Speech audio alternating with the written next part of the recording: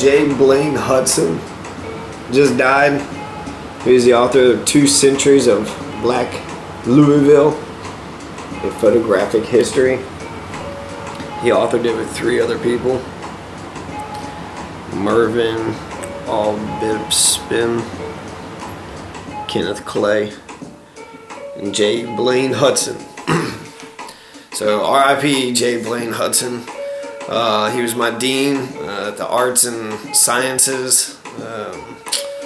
He was the dean of the Arts and Sciences Department at U of L, and I graduated at U of L when he was the dean. He shook my hand when I grabbed my diploma. When I shook his hand, I give him like a, like a brother, one of these handshakes, right? And a little snap. And I told him, "You're my favorite. You're my favorite." I made a video of J. Blaine Hudson about his 1960s, the Black Power protest at U of L. And in fact, J. Blaine Hudson, he started occupying the dean's office in the 60s, and he never stopped. In 2004, he was declared the dean of the Arts and Science Center. And the final bit of irony, right? So he definitely got vindicated. Gerald Neal and J. Blaine Hudson were both there. So J. Blaine Hudson and Gerald Neal were at the 1960s Black Power protest by the Black Student Union at U of L. I just wanted to read a couple passages out of J. Blaine Hudson's book. It's about Black history in Louisville.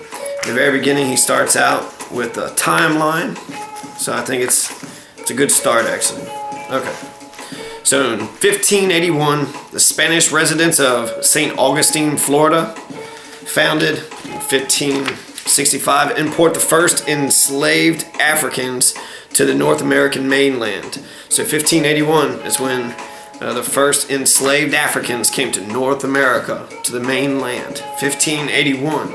1619, the first Africans arrived at Jamestown, established on the James River, Virginia in 1607. Their status is similar, if not equivalent, to indentured servants, persons in temporary bondage. For the next 2 generations, white indentured servants are the principal labor force of British North America. 1619 is when the first Africans arrived at Jamestown.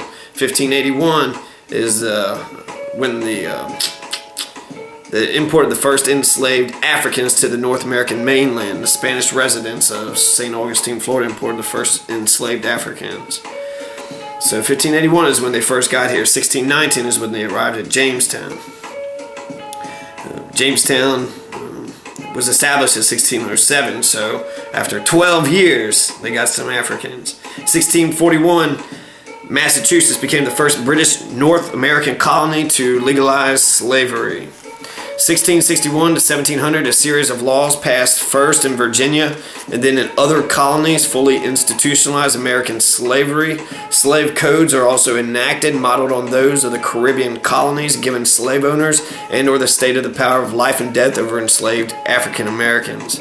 Bacon's Rebellion occurs in Virginia in 1676, after which enslaved Africans became the labor force of choice, and white indentured servitude nearly disappears by 1700. 1751, Christopher Gist and Dr. Thomas Walker, accompanied by an African servant, began the first British exploration beyond the Appalachian Mountains. This newly explored territory will come to be known as Kentucky. Other enslaved African Americans figured anonymously in some of the other early forays into the western wilderness. 1778, May 27th, General George Rogers Clark lands on Corn Island and founds Louisville. So, 1778, George Rogers Clark, the great hero, of Kentucky, Indian genocidal maniac. He also, 2 African Americans were present.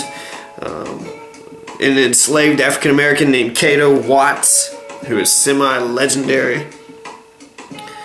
A highly regarded fiddler who the settlers on Corn Island celebrated their first Christmas, bested a French violinist at the celebration. The other is Caesar.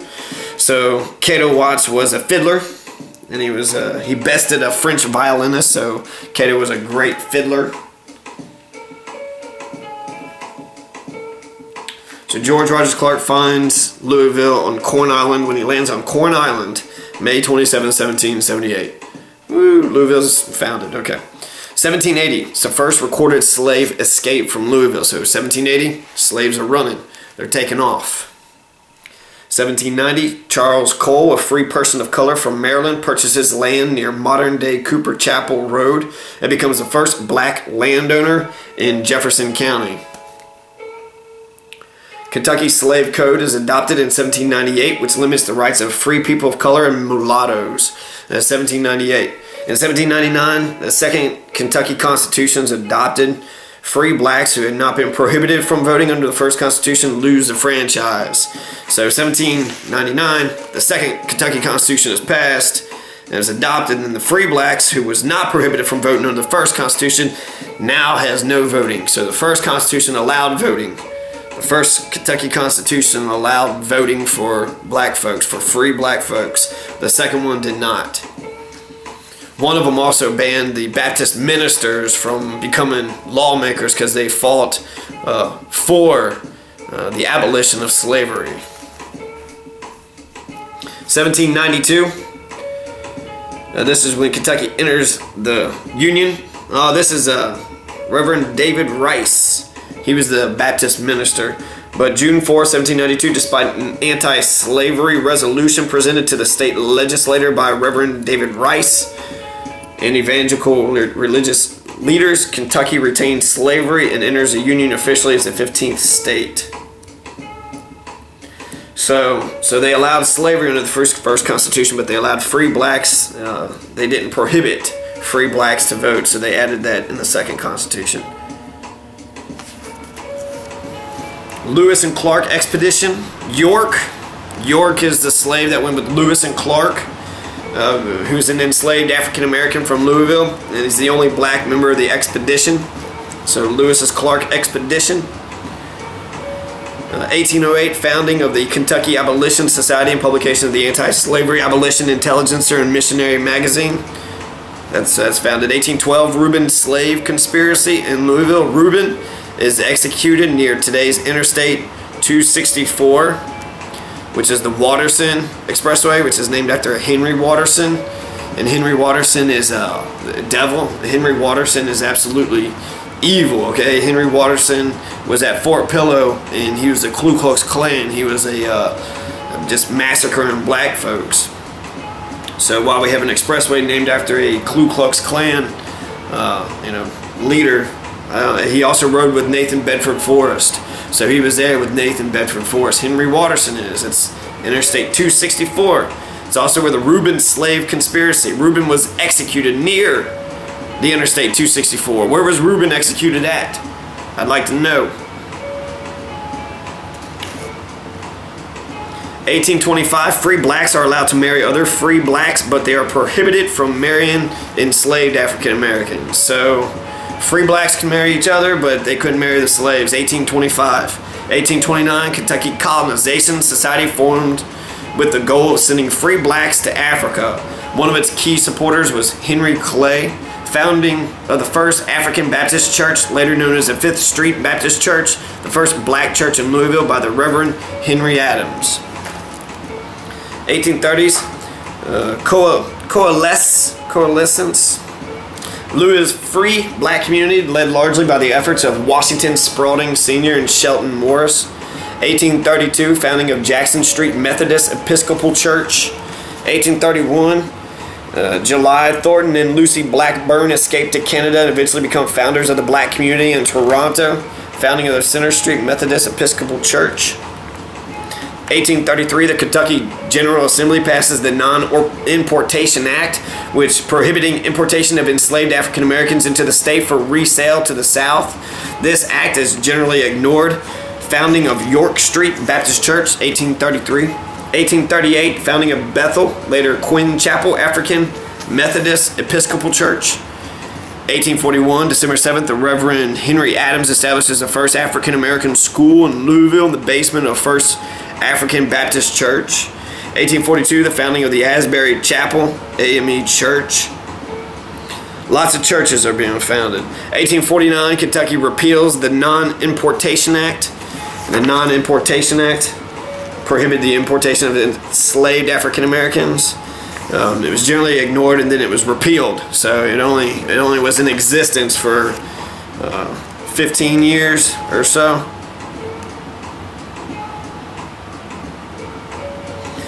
1852 in March, Uncle Tom's Cabin by Harriet Beecher Stowe is published. It's a sentimental novel. The book is based partially on Kentucky fugitive slave history, and it dramatized the brutality of slavery.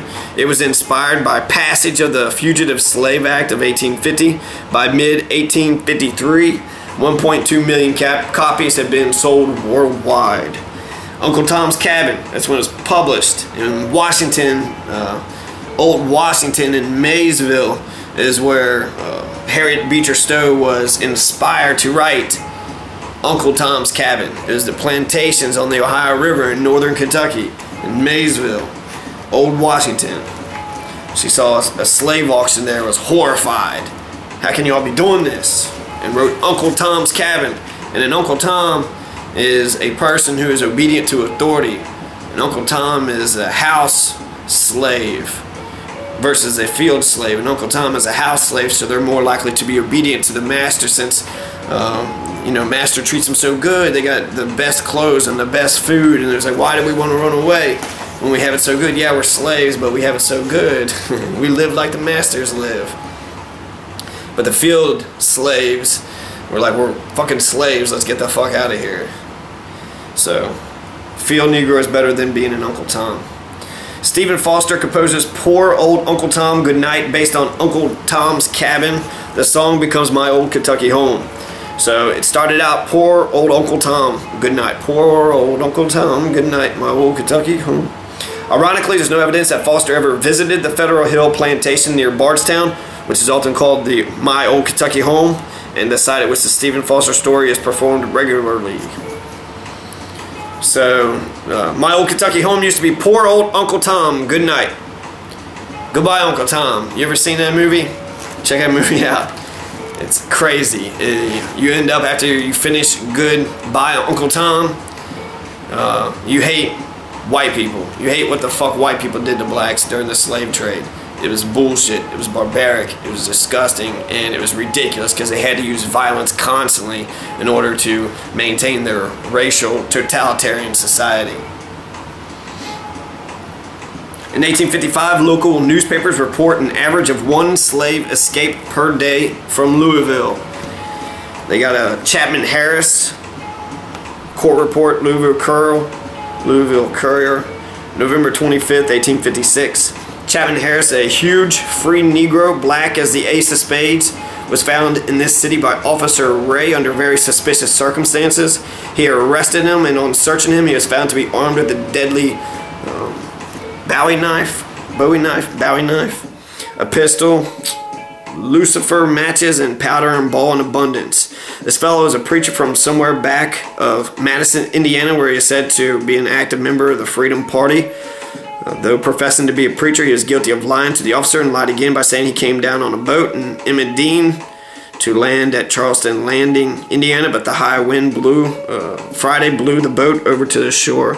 The fact is, the wind blew a gale from the Kentucky shore, and boats were compelled to lie by on the Indiana shore for many hours. He had not been caught in any overt set and was merely held to bail and $200, and for his good behavior 6 months, and that he shall leave the state in 5 minutes. An attorney offered to go his bail for $30, but he hadn't the money and sent for someone else. 6 months in jail. 1856, Margaret Garner and others escape slavery in Kentucky and are recaptured in Cincinnati, Ohio. Garner kills one of her daughters. Margaret Garner kills one of her daughters rather than have her returned to slavery. So a mother runs with her daughters, and she kills one of them so that they don't have to go through the barbarity of slavery. Garner is tried and remanded to the custody of her owner, who sells her to his brother in Arkansas. On her journey down the river, she is jailed briefly in Louisville. The case receives enormous publicity and is later fictionalized in Toni Morrison's novel Beloved. Margaret Garner killed her own daughter just to keep her from going back to slavery. 1857, May 4th, 4 African Americans are lynched in the Louisville courthouse yard after being acquitted of the murder of the Joyce family. So in 1857, May 14th, they're acquitted of the murder of the Joyce family, so they were found to be not guilty, and they were murdered anyways. They were lynched anyways.